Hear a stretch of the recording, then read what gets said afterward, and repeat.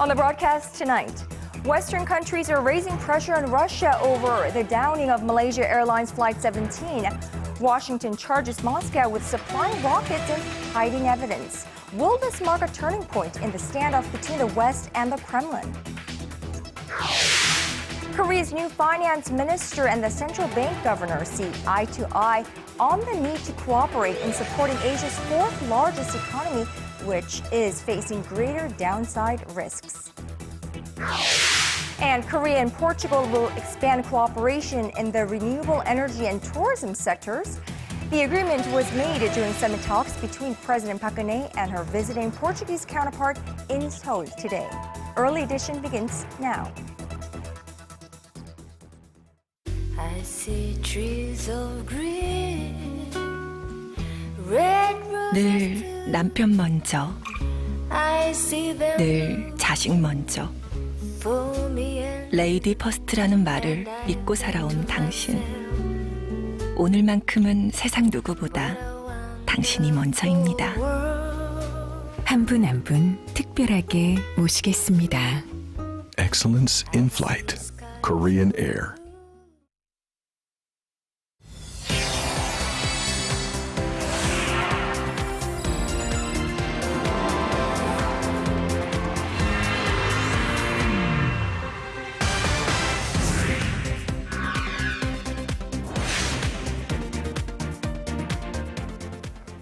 It is 5 a.m. in New York, 12 noon in Gaza, and 6 p.m. on Monday, the 21st of July here. Live from Seoul, I'm Moon Gun-young. And I'm Daniel Chen. Thank you for joining us. We begin with the ongoing investigation of the Malaysia Airlines crash. The battle for control at the crash site of Malaysia Airlines Flight 17 is entering a new chapter. It's focused on the fate of victims following reports of bodies being loaded into refrigerated railway carriages. And the ones helping to do that are the very people suspected of shooting down the plane. Russian President Vladimir Putin has promised the Dutch Prime Minister that he'll help to retrieve bodies and black boxes from the Ukrainian rebel-held crash site of MH17. But the U.S. and British leaders keep their fingers pointed at Russia for nurturing the separatists suspected of bringing down the airliner. Our Son Jung-in starts us off. A spokesperson for the Dutch government press service said the latest conversation between Prime Minister Mark Rutte and Russian President Vladimir Putin focused on practical matters, including the handing over of the black boxes that were seen being retrieved from the crash site. The spokesperson said Putin vowed his full cooperation in handling the case, as well as allowing unrestricted access to the site. Prime Minister of self-proclaimed Donetsk People's Republic Alexander Borodai said they were ready to hand the black box to the International Civil Aviation Organization. We are keeping the black box in Donetsk. We are waiting for international civil aviation representatives to arrive. The rebel leader also said the bodies of victims recovered from the crash site would remain in refrigerated containers at a train station in the town of Torres in the meantime. International monitors had reported that the human remains were headed to an unknown site, expressing concerns about their whereabouts. Western leaders are furious about the manhandling of corpses and are urging Putin to take serious actions in helping international rescuers bring the bodies home. U.S. Secretary of State John Kerry, who described the scenes of separatists removing bodies as grotesque, said during an interview with CNN that the U.S. knows with confidence that Ukraine did not have a weapon capable of downing a jet. He added that it was pretty clear a missile system had been transferred from Russia. Meanwhile, an urgent vote led by Australia is expected to take place within the next 24 hours in the UN Security Council on a resolution that would condemn the shooting down of the plane and demand those responsible be held accountable. Son Jung-in, Arirang News. And now on to the crisis in the Middle East. The UN Security Council held an emergency meeting late Sunday and have expressed serious concern over the rising number of civilian fatalities in the Gaza Strip. They're looking at a draft resolution by one of the council members, Jordan, which, among other things, is calling for the withdrawal of Israeli occupying forces and lifting restrictions in and out of Gaza. U.S. Secretary of State John Kerry traveled to Cairo early Monday for talks on the ongoing crisis with Egyptian officials, who proposed a truce last week that Hamas rejected. In the nearly 2 weeks of violence, more than 500 people have been killed many of them civilians on the Palestinian side. Now, in recent weeks, North Korea has teetered back and forth from provocation to concession and then back to provocation again. And the latest includes a threat of retaliation against Seoul and Washington for its rebukes of Pyongyang's recent missile tests. They claim the missile launches are part of their legitimate sovereignty. South Korea says that's nonsense. Our Kim Min-ji reports. South Korea's defense ministry has slammed the North's claim that its missile launches are exercises of legitimate sovereignty. In a regular briefing Monday, Defense Ministry spokesman Kim Min-seok said the firing of ballistic missiles without navigational warning is being discussed at the UN Security Council as an inhuman act, and the issue is subject to international condemnation. Earlier, North Korea's powerful National Defense Commission gave Seoul and Washington an ultimatum, saying their isolating policies towards Pyongyang would be met with retaliation. Citing its recent proposals to Seoul that the two sides refrain from slandering each other, the commission said it had done everything possible to improve inter-Korean ties and that the time had come for a final decision. The North has also flip-flopped in regards to its participation at the upcoming Asian Games, which will be hosted by the South. North Korean leader Kim Jong-un on Sunday highlighted cross-border reconciliation through the sporting event. Saying the Asian Games will be an important opportunity for the two Koreas to improve ties and alleviate distrust, he added sports are sacred and should not be used as a political bargaining chip for rebellious powers. Pyongyang state media added North Korea has decided to send a delegation of athletes to the Incheon Asian Games from September 19th to October 4th. The North's apparent flip-flopping is thought to be its way of pressuring the South to return to negotiations. But the South isn't wavering. If North Korea really wants to participate in the Asian Games and improve inter-Korean relations, it needs to show sincerity. The spokesman added that the North is distorting the truth by blaming Seoul for the breakdown in last week's talks. Kim Min-ji, Arirang News. So sending mixed signals to the South, test firing missiles one day, talking about reconciliation and cooperation the next, and then again threatening a retaliation. Is this a new tactic under leader Kim Jong-un? What should we make out of the North's latest behavior? Well, our Unification Ministry correspondent Hwang Sang-hee posed these very questions to Robert Carlin, former U.S. State Department official dealing mostly with North Korea. The North Koreans will never be one thing or the other. And here's the difference. Up until the point at which negotiations actually start, you'll see both streams going side by side. Once negotiations start, you'll see much less, and in some cases none at all, of these what we consider provocative actions.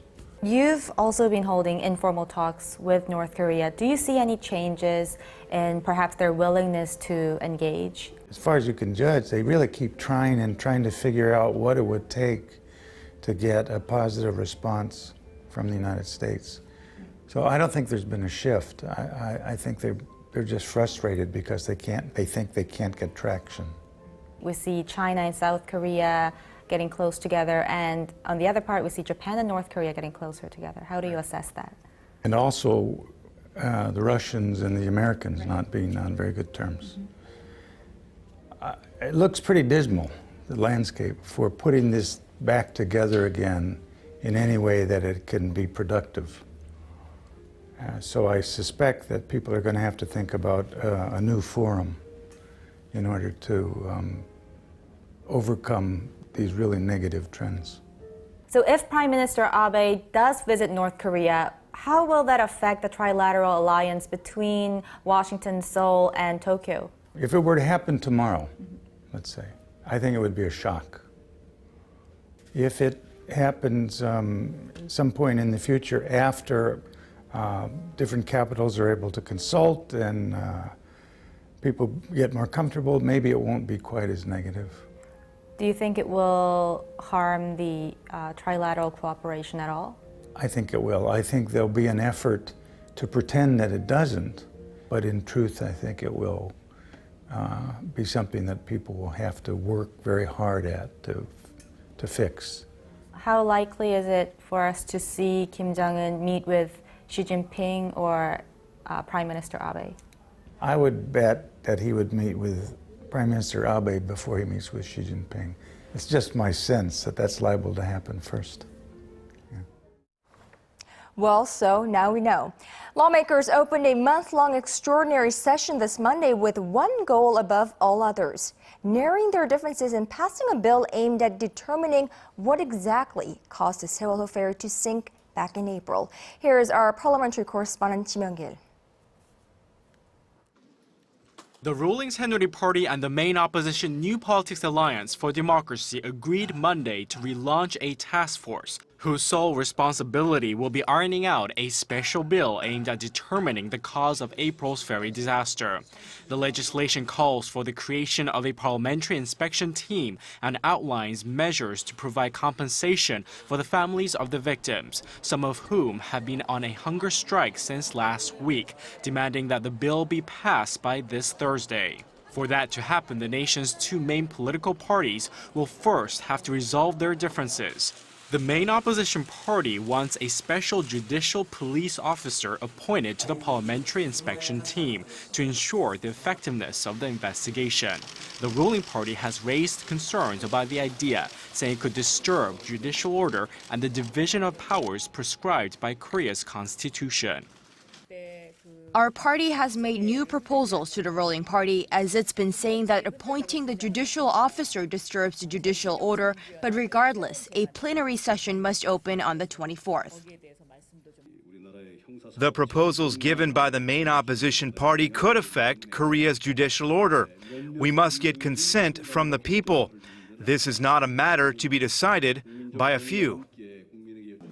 The ruling party has instead proposed appointing a special prosecutor to conduct investigations at the request of the inspection team.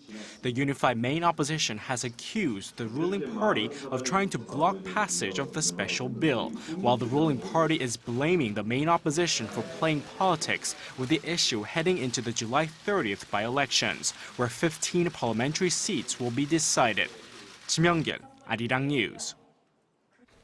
Well, the leaders of Korea and Portugal held summit talks in Seoul on Monday, where economic issues topped the agenda. The presidential office of Cheong Wa-dae says the two countries signed two memorandums of understanding calling for increased cooperation in the renewable energy and tourism sectors.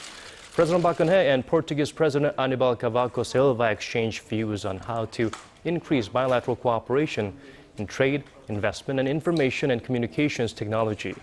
They also agreed to pursue joint venture projects in Portuguese-speaking nations across the world. Monday's summit talks were held on the third and final day of the Portuguese leader's official visit to Seoul.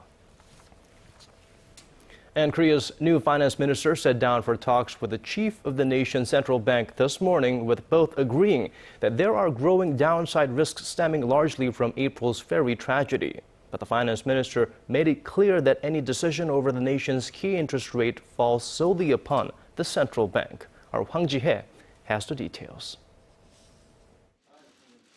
Cooperating to support the Korean economy, that's what the nation's top two economic policymakers agreed upon in their first meeting. Finance Minister Choi Kyung-hwan, who took office last week, met with the Bank of Korea Governor Lee Ju-yeol on Monday. They both shared views that the pace of economic recovery at home is slowing amid downside risks stemming from sluggish domestic demand, largely due to the ferry disaster in April. The two also shared concerns over structural problems within the domestic economy, such as the imbalance between the nation's exports and domestic demand, and the divide between corporate and household income. Based on that understanding, Che and Lee agreed that it's important to integrate fiscal and monetary policies to tide over the problems at hand.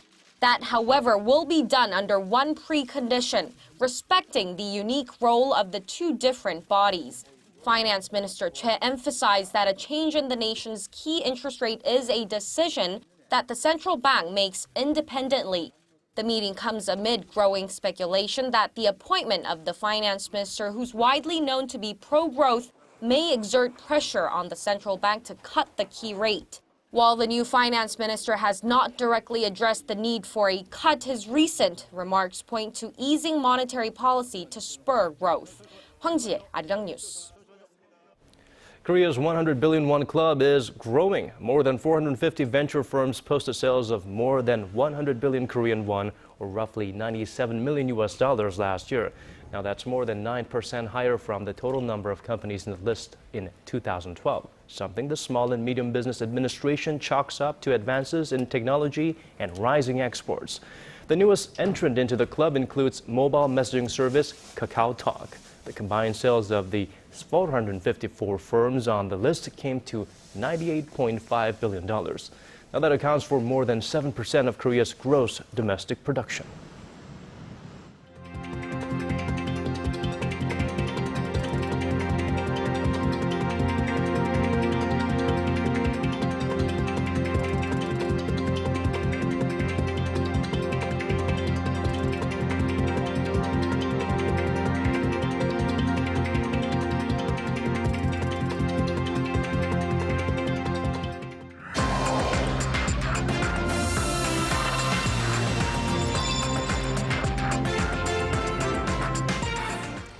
You know, as the mercury rises each and every summer, more and more people scurry indoors to the comfort of a movie theater.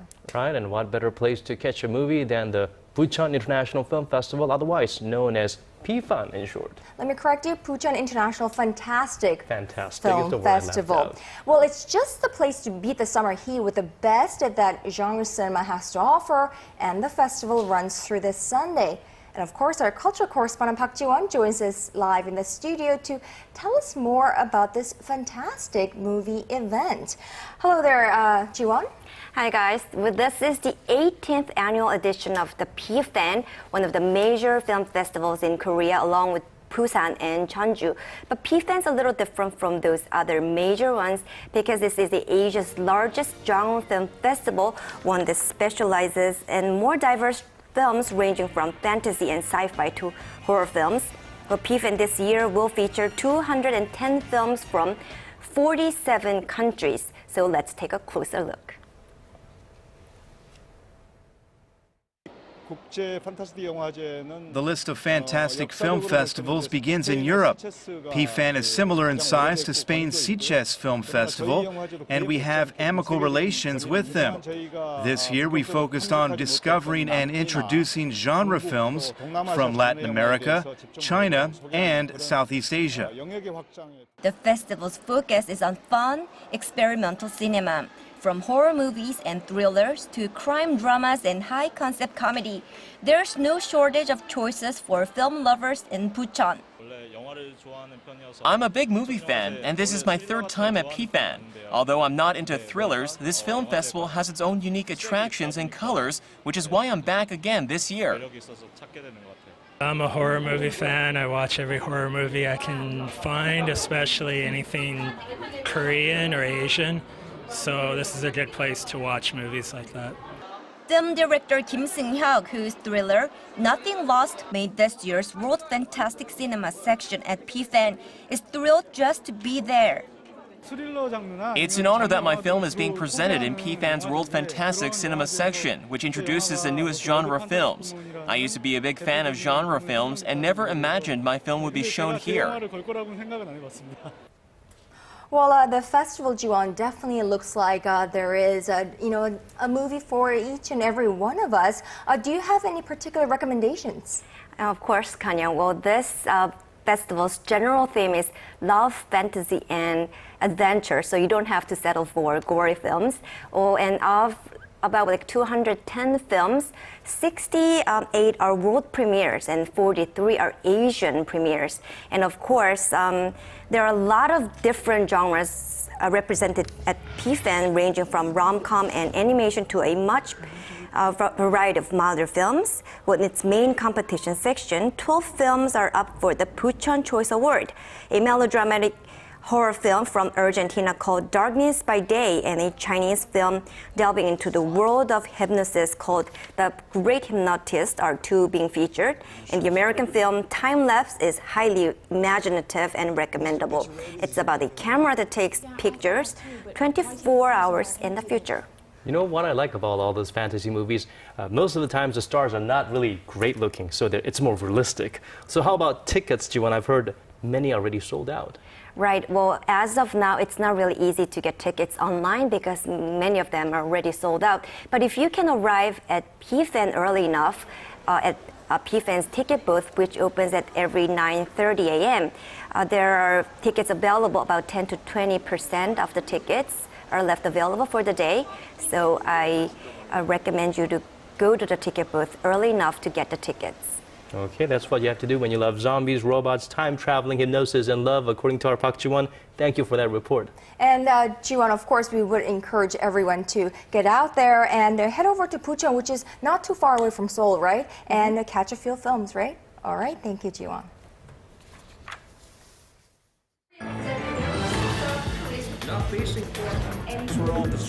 Digging deeper, getting to the bottom of stories that impact your life. Talking with you on air and online, connecting you with experts on the world's most pressing issues. News and current affairs at its best with Moon Gon-young and Daniel Che on Early Edition at 6. You know, I don't know if I agree with this, but according to experts, the IT industry has found a new growth engine, and they are smart watches. Well, market research firm Display Search says global shipments of smartwatches for next year will come to nearly 32.6 million. That's up more than 260% from this year, and an average of 34% growth annually. The figure is expected to more than double in 7 years. Well, Samsung Electronics introduced its first smartwatch, the Galaxy Gear, last year, and Google and LG Electronics, of course, quickly followed, and Apple is also expected to enter the market later this year. Meanwhile, weather-wise, we should be in the middle of monsoon season by now here in Korea, right? But not once this year have I had to reach for my rain boots. Neither have I. Rain had been hard to come by so far this summer, and this so-called dry monsoon is also impacting the way Koreans buy things. Our Connie Kim has this report.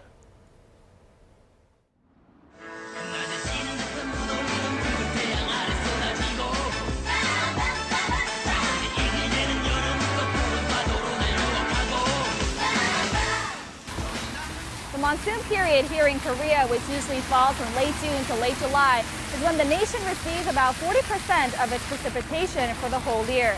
But weaker than normal atmospheric pressure from the North Pacific has made for dry conditions so far this summer, and it's had a direct effect on consumer spending. Rain boots and umbrellas are usually flying off the shelves by now, but not this year. It's a sign that consumers are adjusting to the abnormally dry weather conditions. Some 400 millimeters of rain fell on Seoul from July 1st to the 15th last year, while just 23.5 millimeters has fallen this year.